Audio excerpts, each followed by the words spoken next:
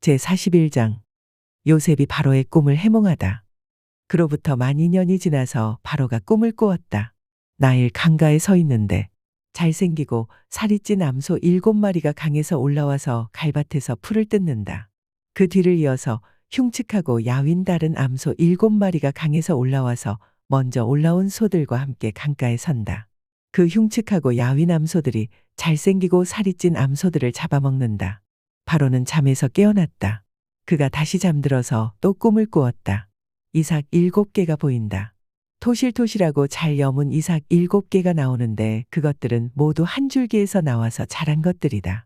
그 뒤를 이어서 또 다른 이삭 7개가 피어나오는데 열풍이 불어서 야위고 마른 것들이다. 그 야윈 이삭이 토실토실하게 잘 여문 이삭 7개를 삼킨다. 바로가 깨어나 보니 꿈이다. 아침에 그는 마음이 뒤숭숭하여 사람을 보내서 이집트의 마술사와 현인들을 모두 불러들이고 그가 꾼 꿈 이야기를 그들에게 하였다. 그러나 아무도 그에게 그 꿈을 해몽하여 주는 사람이 없었다. 그때에 술잔을 올리는 시종장이 바로에게 말하였다. 제가 꼭 했어야 할 일을 못한 것이 오늘에야 생각납니다.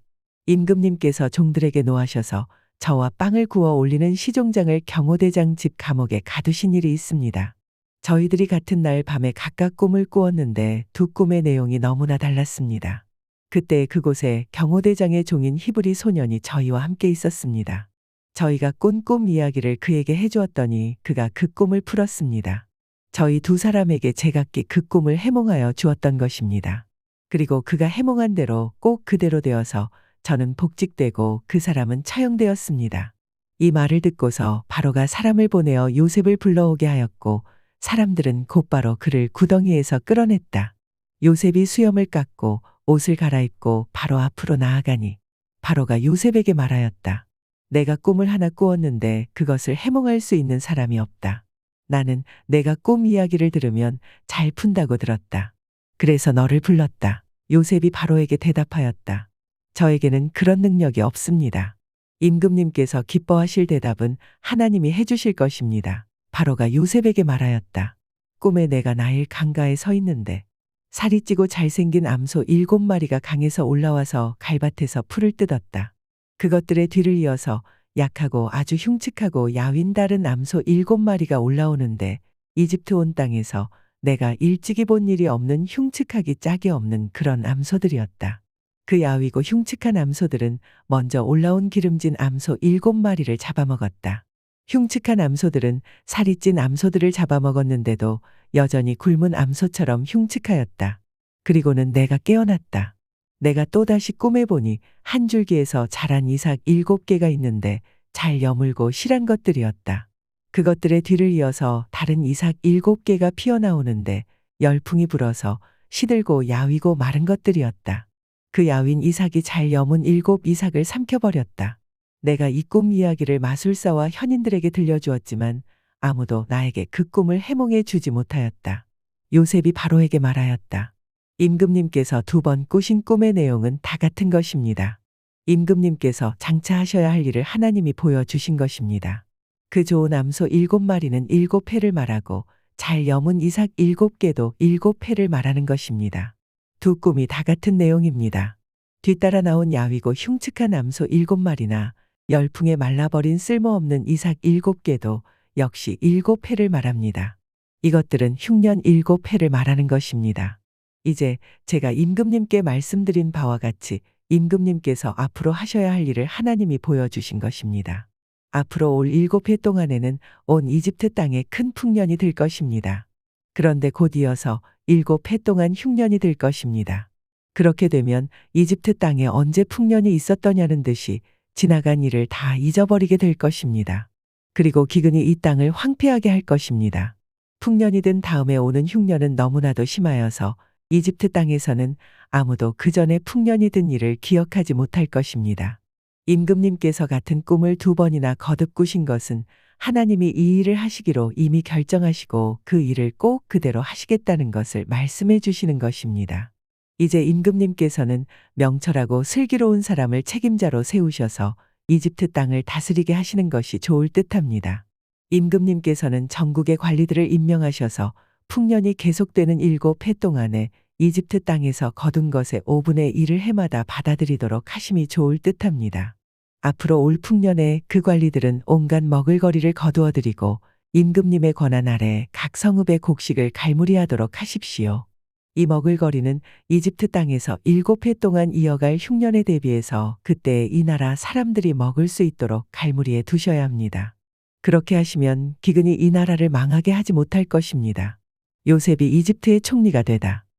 바로와 모든 신하들은 이 제안을 좋게 여겼다. 바로가 신하들에게 말하였다. 하나님의 영이 함께하는 사람을 이 사람 말고 어디에서 또 찾을 수 있겠느냐? 바로가 요셉에게 말하였다. 하나님이 너에게 이 모든 것을 알리셨는데 너처럼 명철하고 슬기로운 사람이 어디에 또 있겠느냐? 내가 나의 집을 다스리는 책임자가 되어라. 나의 모든 백성은 너의 명령을 따를 것이다. 내가 너보다 높다는 것은 내가 이 자리에 앉아 있다는 것뿐이다. 바로가 또 요셉에게 말하였다. 내가 너를 온 이집트 땅의 총리로 세운다. 그렇게 말하면서 바로는 손가락에 끼고 있는 옥새 반지를 빼서 요셉의 손가락에 끼우고 고운 못이 옷을 입히고 금목걸이를 목에다 걸어주었다. 그런 다음에 또 자기의 병거에 버금가는 병거에 요셉을 태우니 사람들이 물러나거라 하고 외쳤다. 이렇게 해서 바로는 요셉을 온 이집트 땅의 총리로 세웠다. 바로가 요셉에게 말하였다. 나는 바로다. 이집트 온 땅에서 총리의 허락이 없이는 어느 누구도 손 하나 발 하나도 움직이지 못한다. 바로는 요셉에게 사브낫바네아라는 이름을 지어주고 온의 제사장 보디베라의 딸 아스낫과 결혼을 시켰다. 요셉이 이집트 땅을 순찰하러 나섰다. 요셉이 이집트 왕 바로를 섬기기 시작할 때에 그의 나이는 30살이었다. 요셉은 바로 앞에서 물러나와서 이집트 온 땅을 두루 다니면서 살폈다. 풍년을 이룬 7해 동안에 땅에서 생산된 것은 대단히 많았다. 요셉은 이집트 땅에서 7해 동안 이어간 풍년으로 생산된 모든 먹을거리를 거두어들여 여러 성읍에 저장해 두었다. 각 성읍 근처 밭에서 나는 곡식은 각각 그 성읍에 쌓아두었다. 요셉이 저장한 곡식의 양은 엄청나게 많아서 마치 바다의 모래와 같았다. 그 양이 셀 수 없을 만큼 많아져서 기록을 중단할 수밖에 없었다. 요셉과 온의 제사장 보디베라의 딸 아스낫 사이에서 두 아들이 태어난 것은 흉년이 들기 전이었다.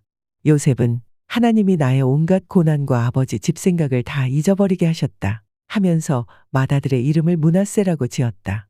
둘째는 내가 고생하던 이 땅에서 하나님이 자손을 번성하게 해주셨다 하면서 그 이름을 에브라임이라고 지었다. 이집트 땅에서 7해 동안 이어가던 풍년이 지나니 요셉이 말한 대로 7해 동안의 흉년이 시작되었다.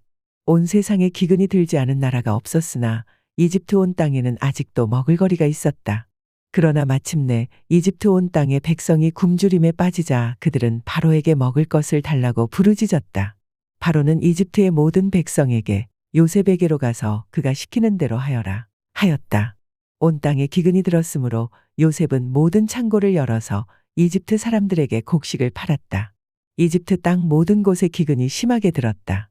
기근이 온 세상을 뒤덮고 있었으므로 다른 나라 사람들도 요셉에게서 곡식을 사려고 이집트로 왔다. 제42장 요셉의 형들이 이집트로 가다. 야곱은 이집트에 곡식이 있다는 말을 듣고서 아들들에게 말하였다. 얘들아, 왜 서로 얼굴들만 쳐다보고 있느냐? 야곱이 말을 이었다. 듣자 하니 이집트에 곡식이 있다고 하는구나. 그러니 그리로 가서 곡식을 좀 사오너라. 그래야 먹고 살지 가만히 있다가는 굶어 죽겠다. 그래서 요셉의 형 10명이 곡식을 사려고 이집트로 갔다. 야곱은 요셉의 아우 베냐민만은 형들에게 딸려 보내지 않았다. 베냐민을 같이 보냈다가 무슨 변이라도 당할까 보아 겁이 났기 때문이다.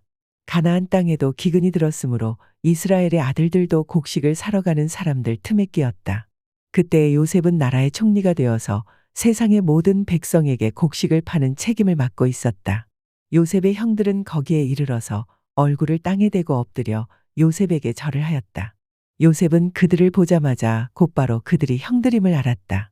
그러나 짐짓 모르는 체하고 그들에게 엄하게 물었다. 너희는 어디에서 왔느냐? 그들이 대답하였다. 먹을거리를 사려고 가나안 땅에서 왔습니다. 요셉은 형들을 알아보았으나 형들은 요셉을 알아보지 못하였다. 그때 요셉은 형들을 두고 꾼 꿈을 기억하고 그들에게 말하였다. 너희는 간첩이다. 이 나라의 허술한 곳이 어디인지를 엿보러 온 것이 틀림없다. 그들이 대답하였다. 아닙니다. 총리 어른, 소인들은 그저 먹을거리를 사러 왔을 뿐입니다. 우리는 한 아버지의 자식들입니다. 소인들은 순진한 백성이며 간첩이 아닙니다. 그가 말하였다. 아니다. 너희는 이 나라의 허술한 곳이 어디인지를 엿보러 왔다. 그들이 대답하였다.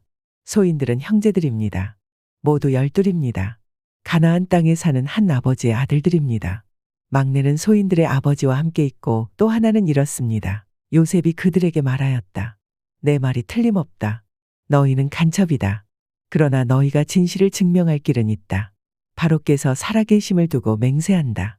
너희가 막내 아우를 이리로 데려오지 않으면 너희는 여기에서 한 발자국도 벗어나지 못한다. 너희 가운데서 한 사람을 보내어 너희 집에 남아있는 아우를 이리로 데려오게 하고 나머지는 감옥에 가두어 두겠다. 나는 이렇게 하여 너희가 한 말이 사실인지를 시험해 보겠다.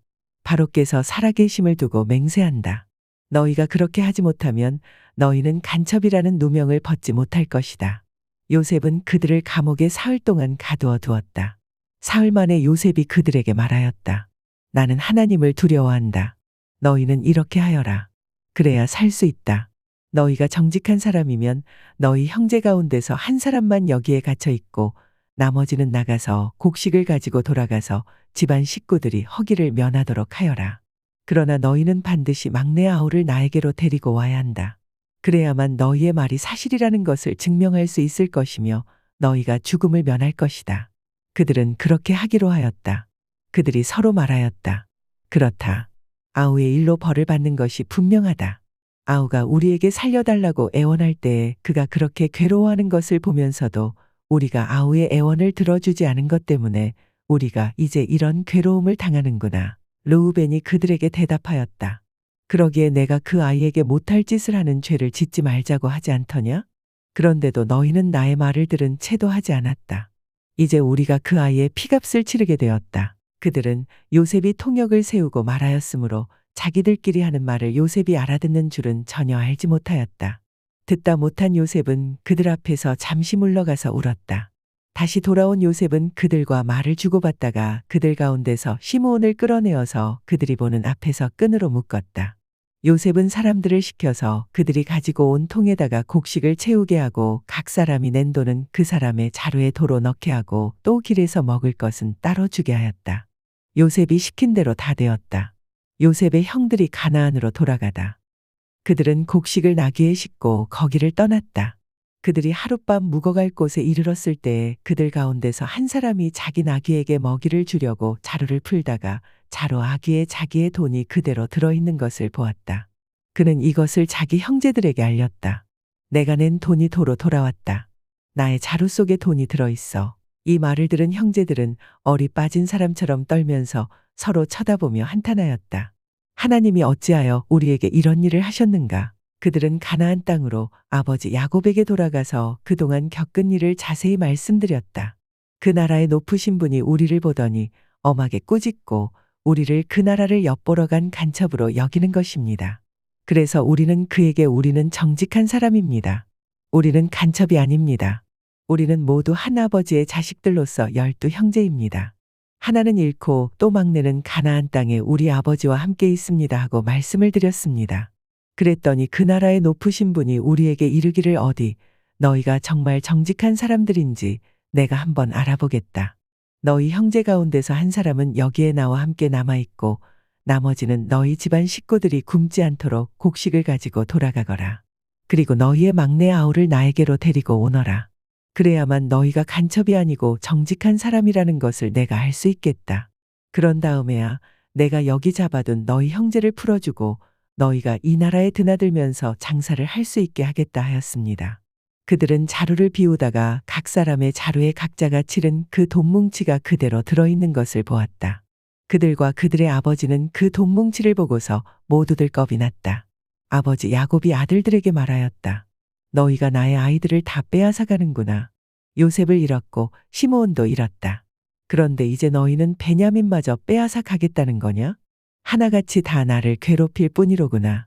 르우벤이 아버지에게 말하였다. 제가 베냐민을 다시 아버지께로 데리고 오지 못한다면 저의 2 아들을 죽이셔도 좋습니다. 막내를 저에게 맡겨주십시오.